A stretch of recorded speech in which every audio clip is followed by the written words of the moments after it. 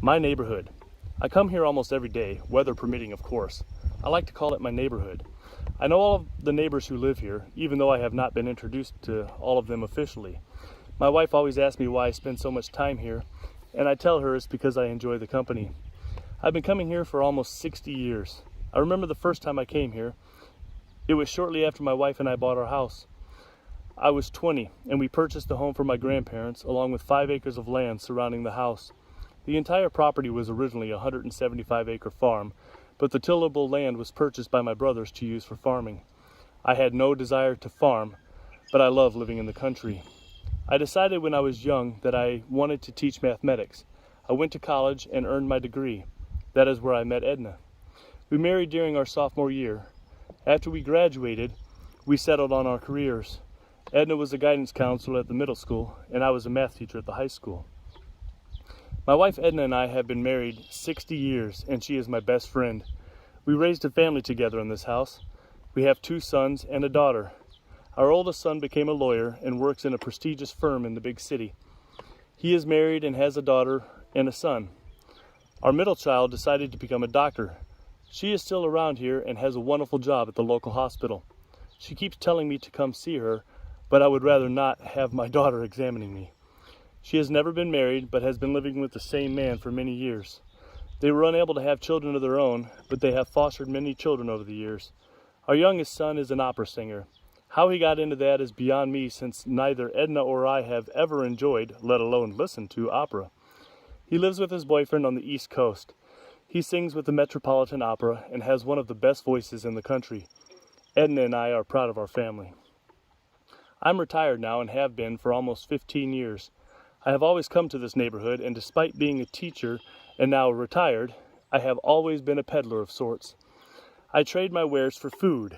I don't always succeed in gaining a meal, but there are times when I gather enough to last several meals. I don't think it is fair to say that I trade my wares, because I don't ever give them up.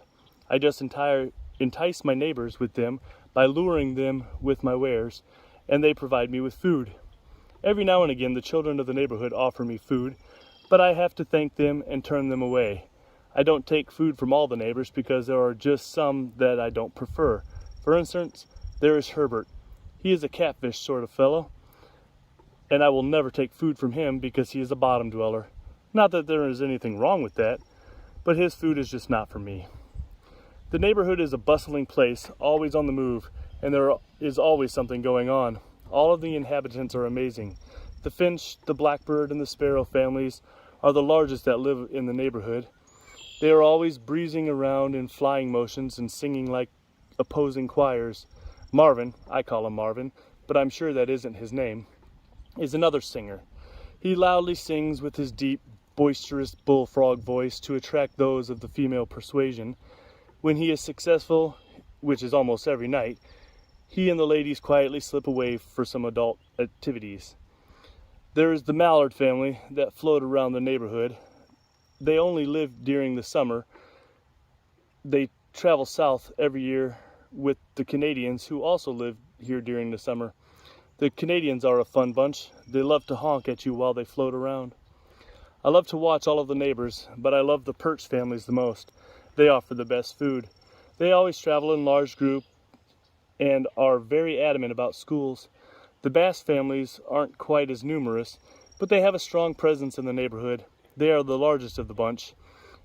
They know they are the biggest species around, and they pick on the others like they own the place. The largest of the bass family is Ronald. Once again, that probably isn't his name, but that is what I call him. Ronald sits in the center of the neighborhood and watches all of the neighbors from his little home. His home is more like a hollowed-out old log, but he loves it just the same. I think Ronald is the most beautiful of his kind. Most people think him to be ugly, but I think he is beautiful with his oversized lips and his mouth too big for his face, his eyes bulging out of their sockets on either side of his head.